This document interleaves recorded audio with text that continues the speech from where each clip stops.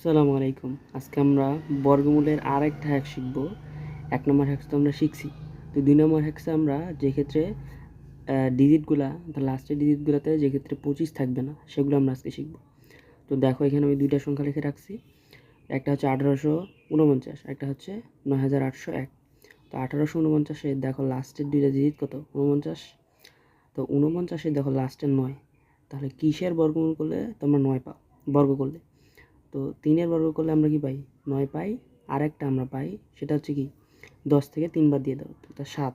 তা ৭-এর বর্গ করলেও কিন্তু ৪৯ হয়, অর্থাৎ লাস্টে আমরা ৯ পাই। হয় ৩ হবে, না হলে কত হবে? ৭ হবে। তো এখানে ১৮৪৯-এ দেখো আবার সামনের দুইটা ডিজিট কত? ১৮। তাহলে ১৮-র ইমিডিয়েট নিচে পূর্ণবর্গ সংখ্যা কত?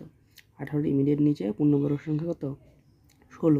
তাহলে ১৬-র যদি তুমি বর্গমূল করো তাহলে যে ৪। তাহলে এখানে ৪ লিখবা, এরপরে ৪-এর সাথে পরের সংখ্যা কত? ৫ গুণ করে দিবা। তাহলে ৫-৪ কত? ২০। তাহলে ২০ থেকে ১৮ কি ছোট? তাহলে ছোট হলে কত হবে? এখানে ৩ হবে, অর্থাৎ ৪৩ হবে অ্যান্সার। আবার পরেরটাতে দেখো ৯৮০১, লাস্টের দুইটা ডিজিট কত? ১। অর্থাৎ এখানে কার বর্গ করলে তুমি ১ পাও? ১-এর বর্গ করলে পাও, আরেকটা হচ্ছে ১০ থেকে ১ বাদ দিয়ে দিবে, অর্থাৎ ৯-এর বর্গ করলে কিন্তু ১ পাওয়া যায়। অর্থাৎ এখানে ১ হইতে পারে, আবার ৯ হইতে পারে। এখানে সামনের দুইটা ডিজিট কত? ৯৮। তাহলে ৯৮-এর ইমিডিয়েট নিচে পূর্ণবর্গ সংখ্যা কত? ৮১। তাহলে ৮১-এর যদি তুমি বর্গমূল করো তাহলে হচ্ছে ৯। তাহলে ৯ এর পরে হচ্ছে পরের সংখ্যা কত? ১০ গুণ করে দিলে কত? ৯০।